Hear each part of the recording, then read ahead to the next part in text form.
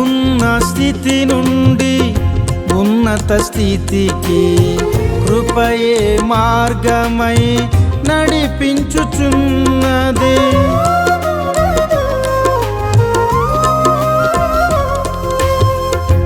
ఉన్న స్థితి నుండి ఉన్నత స్థితికి కృపయే మార్గమై నడిపించుచున్నది.